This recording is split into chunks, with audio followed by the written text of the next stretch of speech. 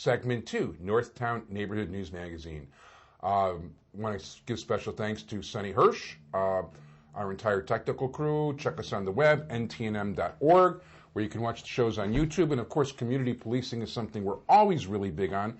Go to caps24.org to check when your latest community policing meeting is. And speaking of community policing, it is a pleasure and privilege to have somebody who's not a stranger to you on the show, the Community Policing Lieutenant of the 24th District, Lieutenant Don Holmen. Hey, Abby, how are you? Good, Lieutenant. How you doing? Good. We're gearing up for the summertime. And the summer, of course, summer brings out, the weather's warmer, but it brings out a little more crime usually. Yes, it does, Abby. In addition, what I'd like to start with, I actually noticed driving on the way down, there's a lot of kids out in the street and a lot of bicycles. So I'm going to ask the motorists to exercise a little extra caution, check your mirrors, I don't want to see anybody get, injured or God forbid, killed in a crash. Yeah, there's a law now that you've got to give them, about 3 feet of clearance, something like that, or? You know what? I'm not sure about that. I just read a Tribune column the other day where a guy got a ticket for that. So, well, you know what? You got me on that, Abby. Okay, not a problem. But no, I'm glad you're asking them, and I've got a bicycle too, so I'm glad you're asking people to be cautious of it. Of course, I happen to live on Pratt, where there's a bicycle lane, but still in all, motorists even opening the door, people need to watch out for things like that. Well, it just seemed like it was such a long winter. I mean, it's all of a sudden we went from cold and wet. All of a sudden it's warm and people want to get outside. Yeah, we didn't have a fall either. That basically went from the end of summer to snow. Exactly. So, but you know what? There's a lot of things that people need to do if they want to prevent problems. Not just a question of taking care of bicyclists. Well, you and I were talking about burglaries a few moments ago before the taping began. Please exercise common sense. Lock your front doors at night, lock your windows. If you need to go to the local hardware store and get window locks, do so. They have window locks where you can crack your window up 4 inches, maybe 6 inches, so you can get a little fresh air in the house. Matter of fact, they got them in all the windows here. Excellent. Well, except for the picture window. That doesn't open. No. But no, I've got them for a long time, and it's definitely a preventative measure. If somebody wants to break in, and they get the window raised up for whatever reason, it stops at a certain point. Yes, exactly. Motion sensor lights, I think we've talked about those before. Yeah, well, let's talk about it. The better lit a place is, it would seem that statistics show that helps prevent crime. Yeah, I believe so. Absolutely. So basically, things like a motion sensor. What about just keeping your front lights on and things like that? Sure, absolutely. Or if your street light out in front of your house is burned out, call 311. Make sure they come out and replace it. No, definitely a good idea. These are things people have to be careful and watchful. I mean, so in terms of, how's the neighborhood doing in general? I mean, you were saying that statistics are about the same as last year, or? Not too bad. I would say, again, we were talking about the burglary situation just before taping began, and there's a perception that there's an increase in burglaries on the West End. I don't agree. The statistics don't bear that out. Now, we were talking about it compared to last year at the same time. Exactly. The first 4 months, January, February, March of April of 07 versus this year. Right. So it's a normal. Unfortunately, it's a normal factor that when you start getting into April and May, that burglaries are going to be. There's going to be more. Burglaries come to almost, not a total standstill, but when it's super cold, like January, February. Well, when it's super cold, what you're getting garage burglaries at night. You're getting these people prowling through the alleys, knocking garage doors down and then taking snow blowers and whatever else they can find. Weather starts to get a little warmer, people go to work, then these bad guys, they start shopping during the daytime. I got you. Yeah, I guess some people, especially the drug culture, continually needs to rob somebody. Unfortunately, yeah, I have to agree with you. So, well, tell us a little bit about the CAPS program and what a CAPS lieutenant does. Well, you know what? I just asked him what he does for about 80 hours a week, and that's why he gave the look. Tell us about CAPS. Well, I mean, it's that's kind of a loaded question. I understand. I do a little bit of everything. First and foremost, we have 9 beats in a district. And by the way, he's even here on his day off. He's a really good guy. I am. We have 9 beats in a district. Yeah. Each beat has a beat team, which is comprised of a sergeant who's called a beat team leader, and then he has officers that represent the midnight, the day, and the afternoon shifts. Yeah. I'm responsible for all of those people.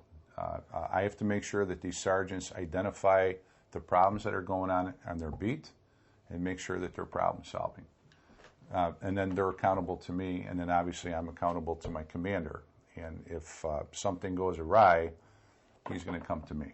And obviously you don't want things to come awry, but No. not just because the commander is going to come to you, but because actually you're trying to do a good job. Well, we absolutely, absolutely. In addition, we do a lot of crime analysis. Yeah. I try to let the boss know what's going on where.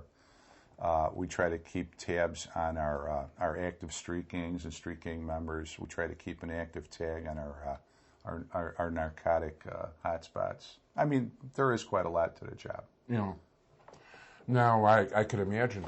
Now, you've got different computer stuff. Well, you get your information. What are the different sources for getting information? Well, I pull most of my information from the department's CLEAR system. We call it data warehouse. Mm-hmm. As a matter of fact, you on a civilian side should be able to get a lot of the same information, if not now, very shortly, using a mapping program called ClearPath. But let's say, for instance, let's say you were complaining about a spike in burglaries on 2412 speed. Yeah. I can go to the data warehouse and I can pull up any date range I want. Like, let's say I can go 1 January through the 6th of May. I can pull up 2412. I can pull up burglaries for 2412, see where they're happening, and I can map them out. I can see if there's a cluster of burglaries. Like perhaps there might be a cluster of burglaries right here at Pratt and Washtenaw. Yeah. And then I can refine it from there. I can refine them down to unlawful entry burglaries, forcible entry. I can look for burglaries that are where the offenders are coming in the front door, the rear door, through a window. Oh, you really have some capabilities that way. Well, yeah, and what's neat about that, Abby, let's say I get a cluster of 3 or 4 burglaries, Yeah. 5 burglaries. I write down the police report numbers. Then I can go into the archives and I can sit down and read the case reports. And perhaps in one of those case reports, somebody saw a lookout. So now all of a sudden, you're putting this puzzle together. And all of a sudden I can take that information and I can disseminate it to the watches and to the TAC teams so they can start looking, perhaps for the lookout. They can be aware that there's an active burglary crew working on this block or in this area, and maybe it's a guy wearing a green jacket and a red hat. And lo and behold, if I get that information out to them and they're driving around, they may be able to find this guy and prevent a crime. Interesting. Now, of course, there's also a lot. I know from interviewing different people. As a matter of fact, you've been responsible for me getting different. For those of you who've been following the show for years, he was actually my sector sergeant for a long time. Also, I think the first time I was on his show was 1999. Wow. Yeah. No, Yep. We've known each other a long time. We're going on a decade. And we've gotten different officers from the different beats within the 2410 sector. Yes. And first of all, you guys trade information with each other on a daily basis. Oh, absolutely. So you've got that word of mouth also.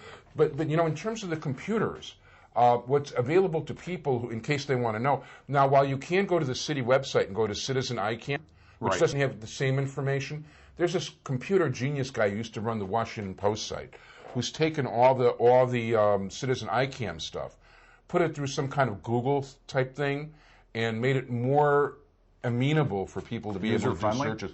Yeah, and that's chicago.everyblock.com, which used to be chicagocrime.org. Okay. And he's also got a list on there, by the way, of all the liquor licenses and any kind of zoning thing. He's really tied into the city for all this really good stuff, and I give the guy a lot of credit for what he's done. Well, obviously I'm going to take a look at that, but I do have to toe the company line. No, for sure. And make a pitch for well, ClearPath. your information. Listen, your information's available to you guys. Well, no, Avi. When I'm talking about ClearPath, I'm talking about any citizen can log on to the City of Chicago website and access ClearPath from the City of Chicago. Oh, this and can start mapping crimes. You can pretty much do virtually the same thing I can, other than the fact that I'll get specific addresses. You would get like 2,700 block. Yeah, it'll say 27XX. Exactly, versus like 2740 or 2730. But no, I mean, you will be able to map these crimes for any 2-week slice of time that you're looking at. That is really cool It stuff. really is. It's neat. You should just, take a look at it when you get a chance. In the meantime, we're actually running out of time because we could talk for another 2 hours, and when we do privately, sometimes we do talk for very long times, and it's very educational. Attend your CAPS meeting, caps24.org. It is my pleasure to have Lieutenant Don Holmen, the CAPS Lieutenant for the 24th District. Thank you so much. Avi, thanks a lot. I want to thank my entire technical crew, Sonny Hersh. Thanks for joining us, everybody. Thank you, Sonny. NTNM.org. Bye-bye. Bye.